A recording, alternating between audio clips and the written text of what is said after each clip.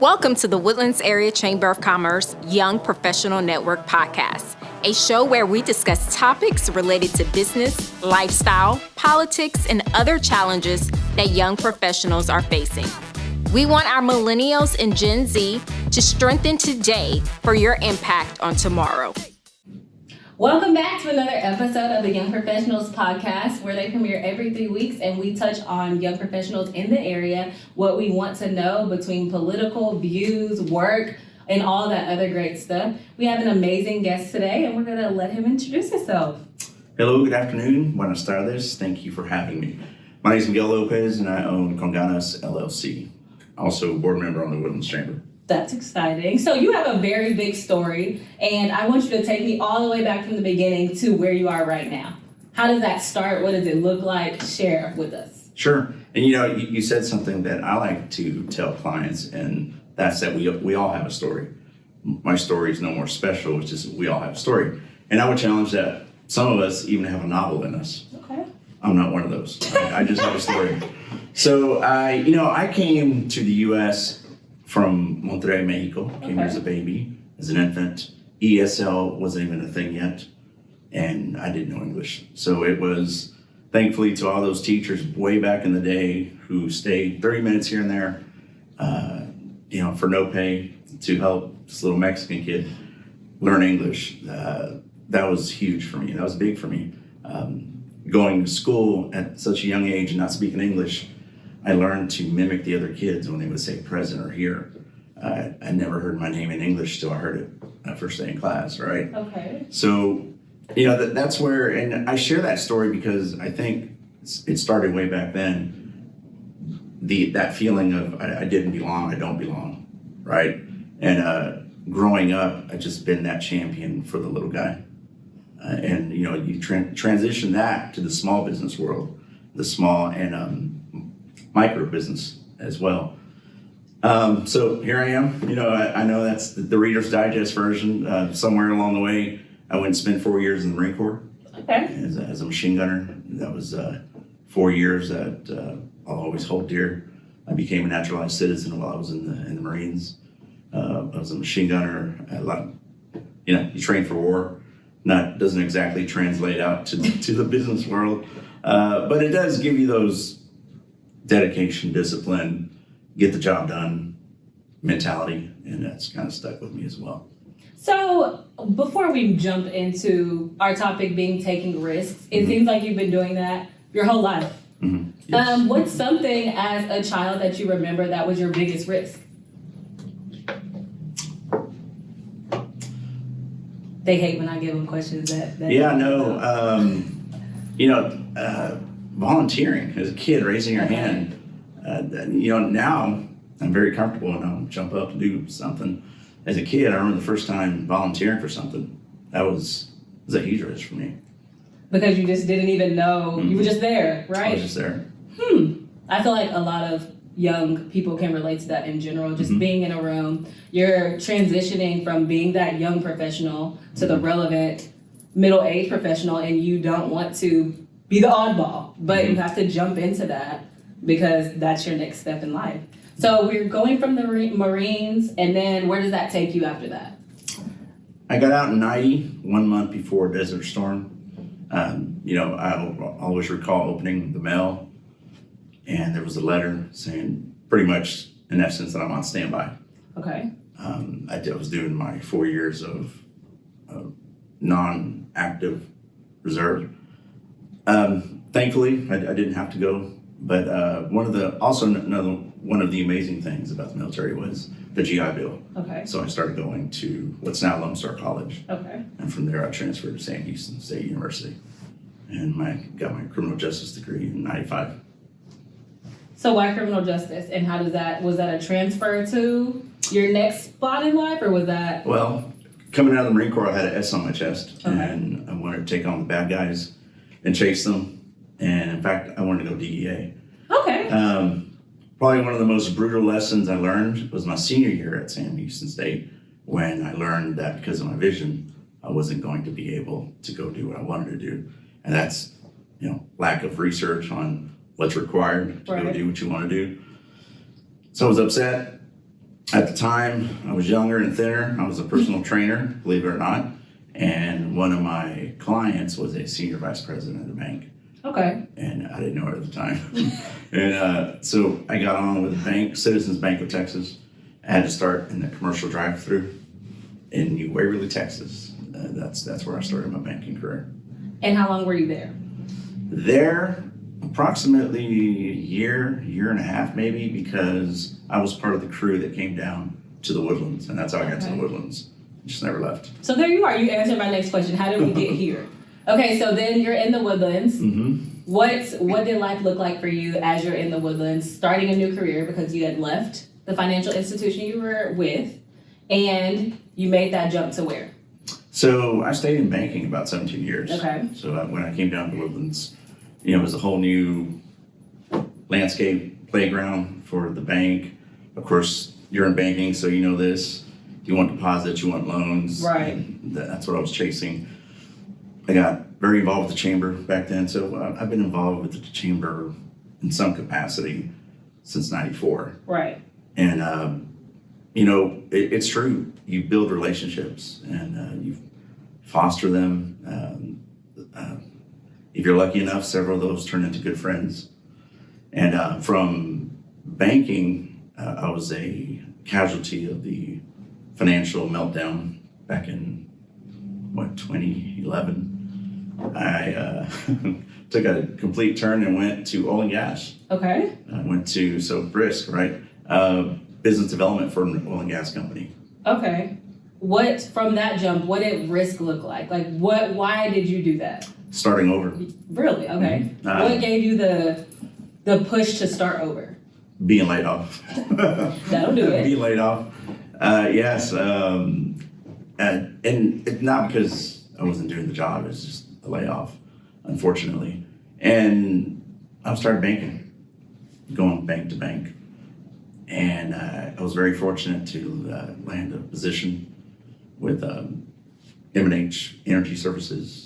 Had a good time there, starting over, had to learn something new. I thought the military had the corner on acronyms, so I got in the oil and gas world.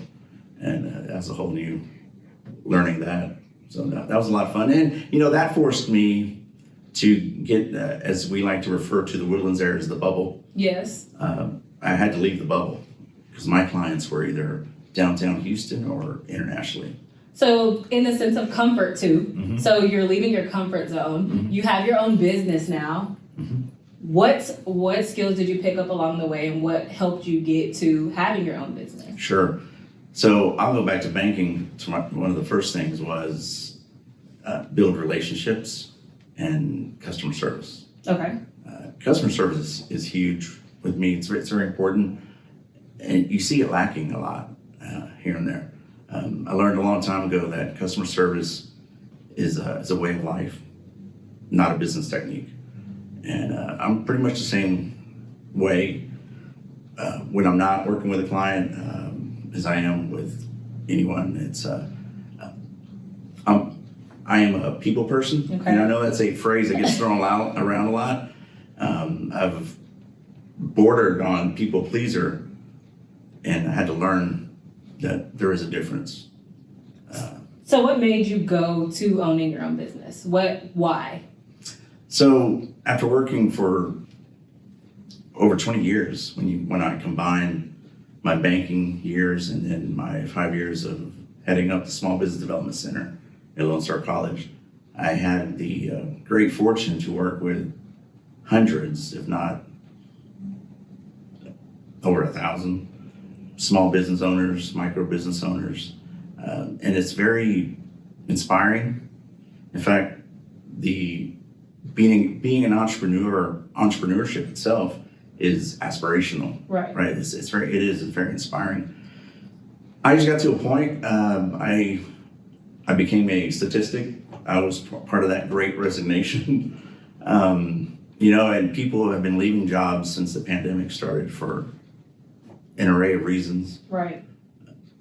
Lack of pay, lack of maybe career development. The pandemic, I feel, has also forced us to reprioritize what's important to us. And That's a big one. Yes, and speaking very personally with you, it's something with me. When I resigned, I left a good paying career, great benefits.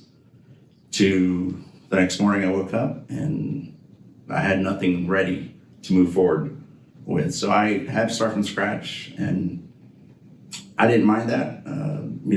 When I was told or I was asked, invited to come here, and the title of The Art of Taking Risk, I actually changed the optics, and to me, it's not a risk, it's an opportunity to do something. So we have people listening. Entrepreneurship, like you said, with the Great Resignation it's huge right now. Mm-hmm. Everybody in their back pocket either has 2 jobs or they're thinking about having their own career. What would you tell that person that is sitting and loves the idea of stability but wants to take the leap? Mm-hmm. That's part of the fabric, the DNA, the Americana. Grow up, have a family, have a home, own a business, right? That want, that desire to have something that's yours. One of the things I love to ask is why? Why do you want to do it? If you think you're going to become a millionaire overnight, you're in for a rude awakening. It's rare that I run across, meet someone that is doing something so groundbreaking that no one else is already doing it, right? I'm not the only business coach, business consultant in the area, right? So, what is your product? What is your service that you want to do? Is it needed? Is there a gap out there?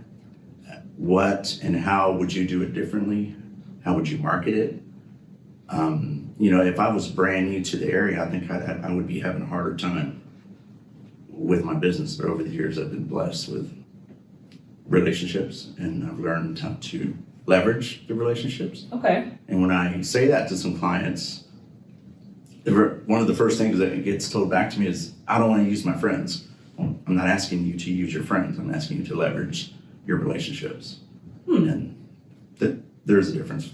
So if you could give a couple of tips to young professionals who want to, so they want to step out and they want to jump and they're tired of whatever they're doing and they want to do it. I heard the first one you say was, leverage your relationships. What's something else you would give them to go forward, to take the risk? Make sure to talk to your spouse. And we've heard that before, coming from men, and I like it. That he or she is on board and understands that you want to do this, because there will be an impact, a financial impact to the family. I'm not married, so me making a decision to be able to do this only impacted me and my dogs and my mortgage payment. And, but it's yes, it was a risk when I took it, but I didn't think twice about it once I made my mind up that it was time to move on. Why do you think there is such a hone on stability? This is because a lot of people have a lot of great things to offer the world and everyone else, whether it's products or what you're doing for your community and stepping out. Why do you think we're so focused on the idea of stability? Stability as in like our personal lives, business lives? So, you hear a lot of people say, I can do this for my community and it could be great and I know I can make an impact, but I'm scared because I get paid every 2 weeks. So what happens when I don't? Why do you think that's such a hard thing for? Well, there's jobs and then there's doing what you love doing. You gotta have passion in what you're doing. If not, it's just a job, right? I love working with people. I love helping people. I've been called a connector, and I love to connect people. I don't need anything from it. I don't need to take a mug shot to say this is what I did for that person. I love helping. During the peak of the shutdown, I've worked with so many restaurants that I won't mention for confidentiality reasons, but they needed some assistance, and I worked with them to make sure they were counting cash. To make sure we were going to open the next day, right? Tweak the menu, So you go back and you've taken the risk. You're there. Everything's great. It's the life of a business, up and down, much like usual. If you could go back and tell someone who's just now starting that they just took it, they're there. Is there something that you went back and said, I wish I would have done that just a tad bit differently, or I wish I would have done that a little earlier? Is there anything that you could tell someone else that's behind you coming up? I wish I would have started the actual planning sooner. Okay. But life happens, and when I chose to resign, and I wasn't going to work on my business during the working hours. I wasn't going to do that. I could have done it after hours, but I wanted to wait. Having a business plan is something I talk to clients about quite a bit, and you're not turning in your business plan for a grade, and someone will ask me, well, I'm not applying for a loan, so I don't need a business plan. And I would challenge those that think that we all need a roadmap. And I didn't start my business plan until after the fact, because I was so busy. Okay.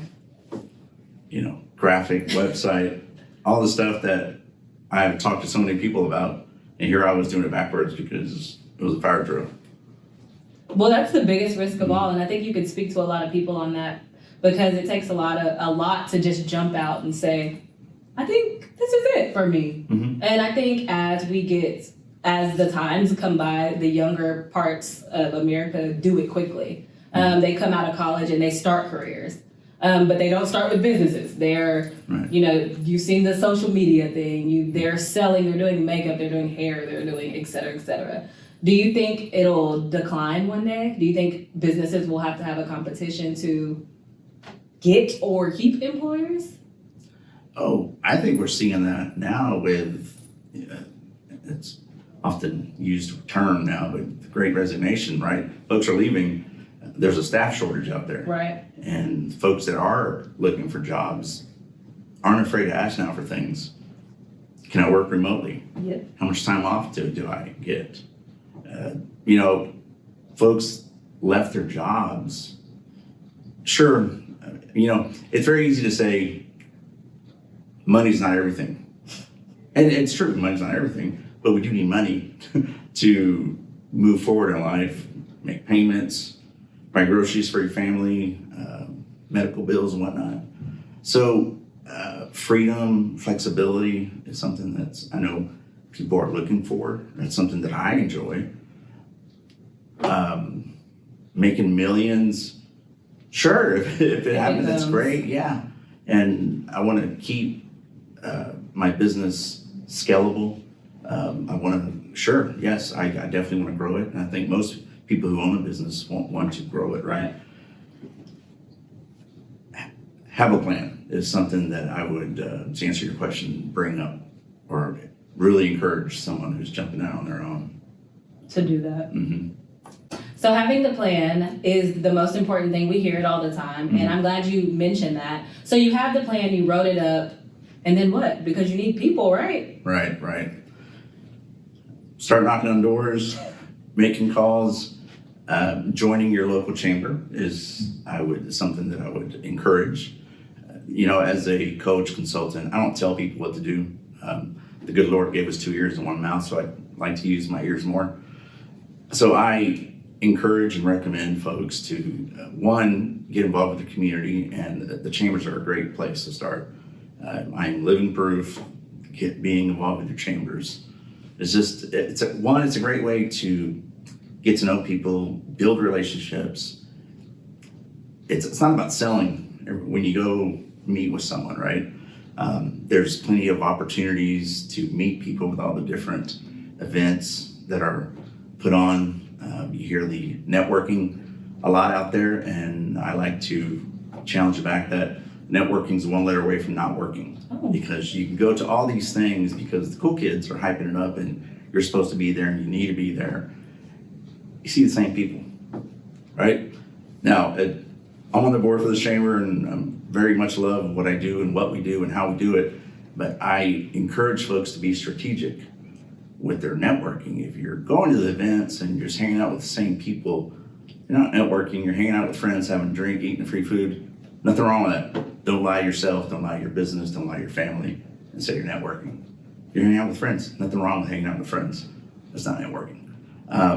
Something I do, so to kind of fill in the gaps, when I left the oil and gas world and came back to the community, the landscape changed a little bit, new faces. There was a lot of people I didn't know. And I started this back in 2017, and I still do it to this day. Once a month, I sit down with someone that I don't really know. Okay. I may see them. We may follow each other on social media and may like something that each of us, but I don't know them. So once a month, I sit down and have a cup of coffee with someone who I really don't know. And I'm not selling, they're not selling. And I reach out with the point and the agenda being, I want to learn a little bit more about you. And I have developed some great relationships just doing that. Just by doing that. I think the word networking is falling off in general. And I love the idea it's one letter away from not working. I don't think I've ever thought about it like that, but that's really important. Mm-hmm. So you do that. I have a plan. I'm communicating and leveraging relationships. So now I want to go forward. What advice would you give someone that is taking a risk? Don't be afraid to reach out, and it doesn't have to be a business coach, by the way, a mentor. There's so many folks in front of us, right, that have done, accomplished so much. There's a wealth of knowledge. Sometimes you just got to ask. And, you know, it's just like we ask for the business, there's no shame in asking for assistance. The assistance will get you the business. You know, I'm very comfortable doing what I'm doing. I still needed to ask for assistance. Creating a website, I didn't do that. Somebody else did that. You know, it's, again, leverage your relationships. There's some people that I meet with, I wouldn't say once a month, but on a regular basis, that they probably don't realize that they serve as a mentor to me. Well, that's good. And I'm sure someone listening, and you're probably mentoring someone right now that's listening to this podcast that was there, has the plan, and kind of asked, well, what do I do now? Mm-hmm. And now you heard it. And I want to thank you so much for coming on with us. Thanks for having me. And I want everyone to take his advice. Just ask. And even sometimes the people that you're looking up to are also asking. Mm-hmm. And they didn't just get it by doing it. They're doing the work and they're asking for help. And I think that's really important. And I want to thank everyone for listening to us. Remember, we have a released podcast episode every 3 weeks. And come back and join us for our next episode. Thank you.